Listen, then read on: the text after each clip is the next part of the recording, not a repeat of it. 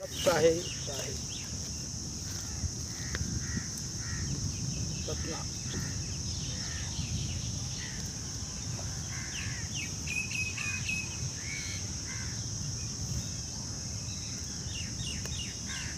भाई ये मनुष्य शरीर, ये जीवन बड़ा अनमोल है और वो अनमोल वस्तु आज हमारे पास है।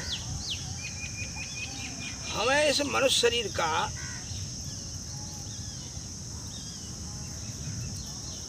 भरसक उपयोग सदुपयोग करना चाहिए। जब हमें मिल ही गया है तो हमें कोई लापरवाही आलस हमारे पास नहीं होना चाहिए। इस देव दुर्लभ तन का सदुपयोग होना चाहिए। इसी बात को ध्यान में रखते हुए साहब जी कहते हैं कि संतो जागत नींद न कीजिए। हे संतो, जागत नींद न कीजिए, काल न खाए कल्प नहीं व्यापे, देह जुरा नहीं छीजे। हे संतो, जागृत मानव शरीर में अज्ञान की नींद मत लो। साहब जी कहते हैं कि सपने सोया मानवा, खोलो जो देखे नैन, और जीव पड़ा बहु लूट में, ना कछु लैन न दे। सपने सोया मानवा। इसी प्रकार साहब जी कह रहे हैं कि हे संतो, जागत नींद न लीजिए, काल न खाए कल्प नहीं व्यापे। काल न खाए कल्प नहीं व्यापे, देह जुरा नहीं छीजे। साहब जी कहते हैं कि काल न खाए कल्प नहीं व्यापे। जब आप अज्ञान की निंद्रा से मुक्त हो जाते हैं तो आपको काल नहीं खा सकता। आप जन्म मरण में नहीं भटक सकते। कब? कि जब आप अज्ञान की निंद्रा से मुक्त हो जाएंगे तब। बात समझ में आ रही है ना? कह रहे हैं कि अज्ञान निंद्रा से मुक्त होने पर देह, बुढ़ापा और मृत्यु नहीं है। ये तो अज्ञान में है। जैसे कहा नहीं, प्राणी सोया मानवा, सपने सोया मानवा, खोलो जो देखे नैन। सपने में हो रहा है ये। हाय हाय तोबा, दुनिया भर की परेशानियां, दुनिया भर की हाय हाय तोबा, मार काट, दुनिया भर का उपद्रव जो मच रहा है, ये ज्ञान निंद्रा में हो रहा है, सपने में हो रहा है। जग जाएगा तो कुछ भी नहीं है। जब तक हमारी चेतना इस संसार में फंसी हुई है तब तक है। जागृत अवस्था में ना कोई बुढ़ापा है, ना कोई मृत्यु है, ना कोई देह है।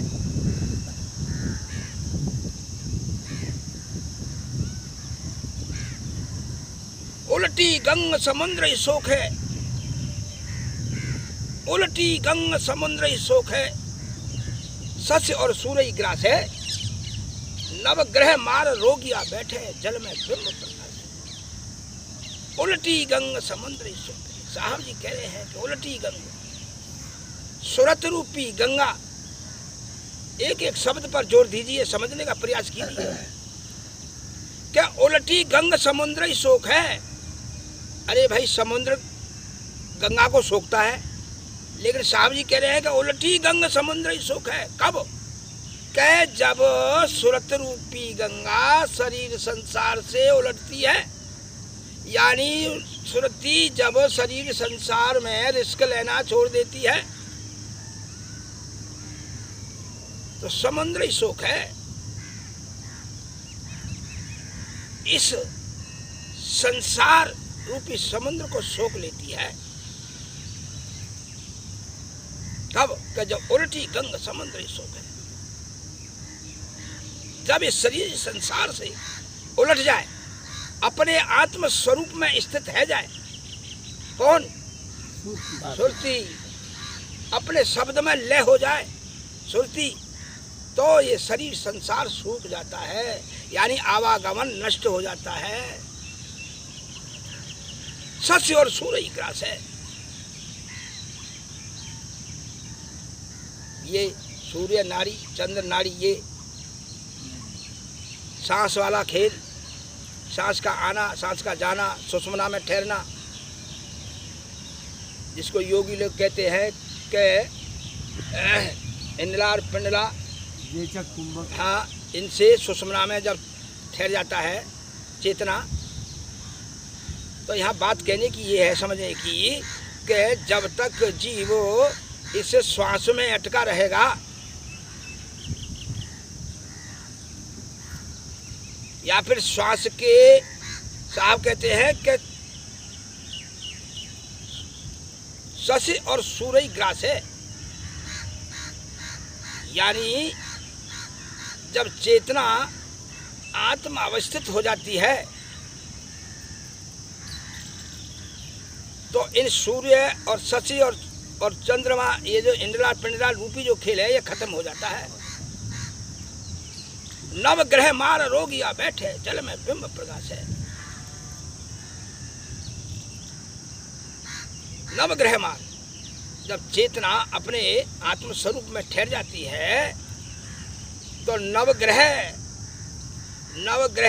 मार रोगिया बैठे, ये नौ द्वार अपनी भोग लोलुपता को त्याग कर शक्तिहीन हो जाते हैं, दुर्बल हो जाते हैं, एक रोगी की तरह हो जाते हैं। जैसे कोई रोगी बैठ जाता है, ऐसे ही ये अपनी भोग लोलुपता को त्याग कर शक्तिहीन हो जाते हैं और आत्मा रूपी, आत्मा में परमात्मा रूपी बिंब प्रकाश झलकने लगता है। साहब जी कह रहे हैं कि भाई बिनु चरणन को 14 धावे, बात समझने की है। बिनु चरणन को 14 धावे, बिनु लोचन जग सूझे, ससा उलट सिंह को ग्रासे, ये अचरज कोई बुझे। बिनु चरणन को 14 धावे, जब आत्मा में परमात्मा की झलक मिल जाती है तो चेतना बिना पैरों के ही दसों दिशाओं में दौड़ने लगती है और बिना आंखों के ही इस संसार के सत्य असत्य का अनुभव करने लगती है।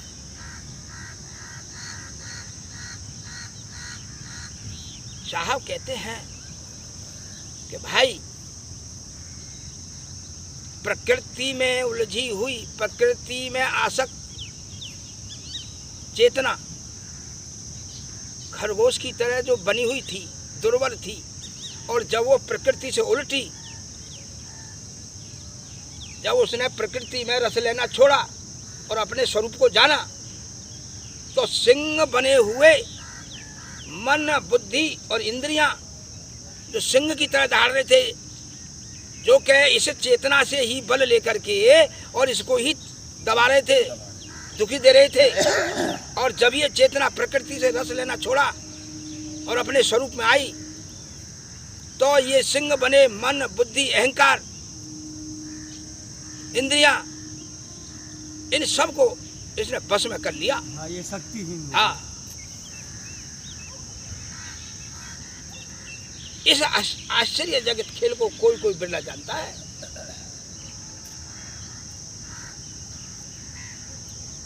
साहब कहते हैं कि भाई उलटे घड़ा जल नहीं भरिया, सूदे सूदे से जल भरिया, यही कारण नर भिन्न भिन्न करें, सो गुरु प्रसादे तरिया। कि भाई जल उल्टे घड़ा में नहीं भरा जाता, जल सीधे घड़ा में भरा जाता है, ये सभी जानते हैं कि जल उल्टे घड़ा में नहीं भरा जाता, जल तो सीधे घड़ा में भरा जाएगा। समझने का विषय है बेटा, ऐसा नहीं है।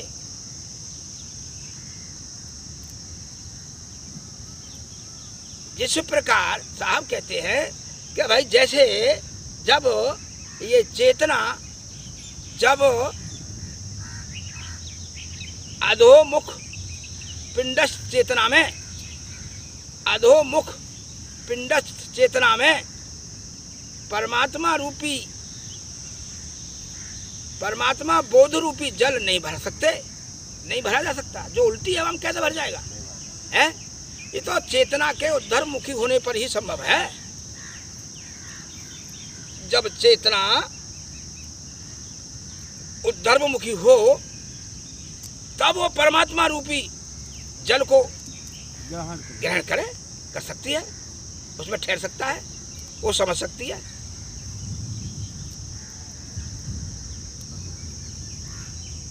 साहब जी कह रहे हैं कि यही कारण नर भिन्न भिन्न करें। जिस मोक्ष मुक्ति के लिए नए नए भिन्न भिन्न प्रकार के साधना कर रहे हैं, अरे वो तो गुरु प्रसाद है, गुरु कृपा से आत्म बोध हो जाने पर ही संभव है। आत्म बोध जब हो जाता है जिज्ञासु को, तो वो मोक्ष गति को प्राप्त हो जाता है।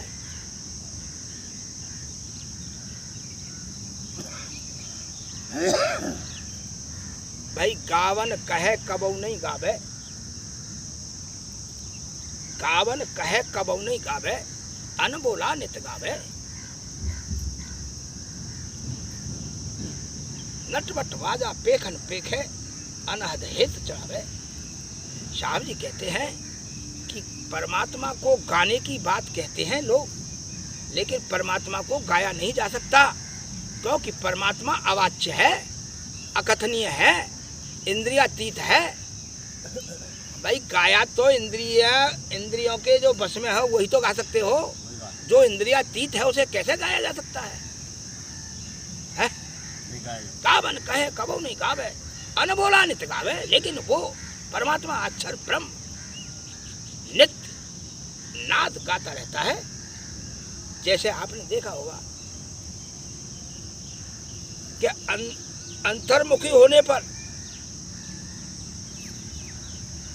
अक्षर मंडल में, अंतर्मुखी होने पर अक्षर मंडल में नई नई धुनें, नए नए प्रकाश सामने आते हैं और वो परमात्मा प्रेम में हमें बल देते हैं, सहयोग देते हैं। नहीं देते भाई? नई नई धुन आप देखते हो, अंतर नाद बजता है, अंतर प्रकाश होता है, ये हमें बल देते हैं, इनसे हमें सहयोग मिलता है। परमात्मा की चढ़ाई में, परमात्मा रूपी तरवर के खेल में ये हमें वहाँ हमारी मदद देते हैं। गावन कहे कबो नहीं गावे, अनबोला नित गावे, नटवट बाजा पेखन पेखे, आनंद है जावे।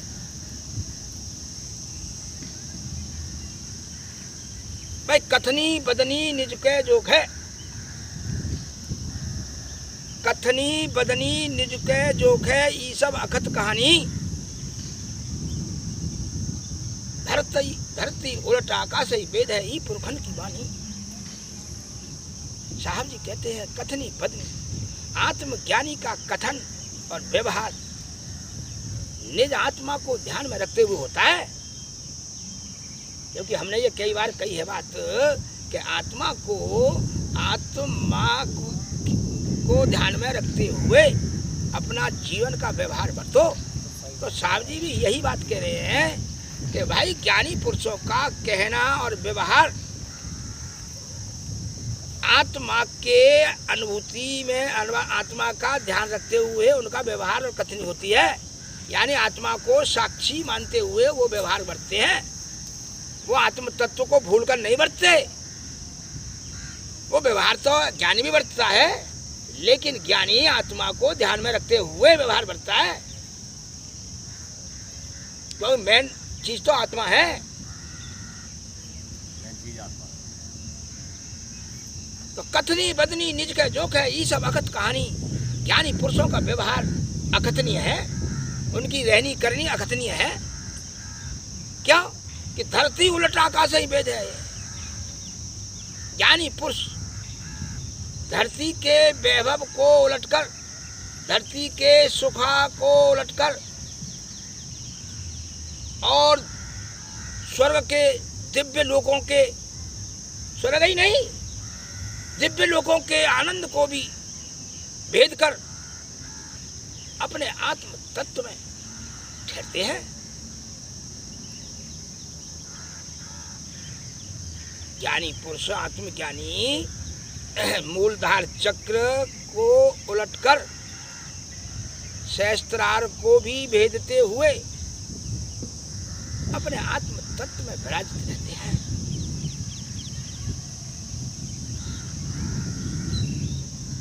साहब कहते हैं कि बिना प्याला अमृत अचबे,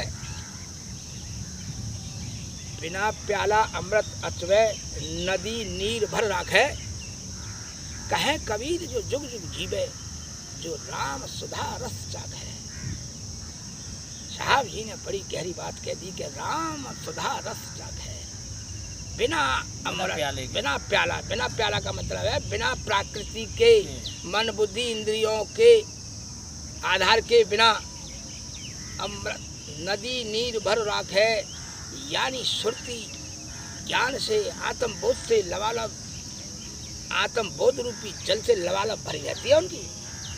साहब कहते हैं कहे कबीर जो जुग जुग जीवे, वो अनंत जीवन को, या फिर वो अनंत जीवन में आएगा, वो अनंत जीवन की महिमा को जानेगा जो राम सुधा रस चाखे।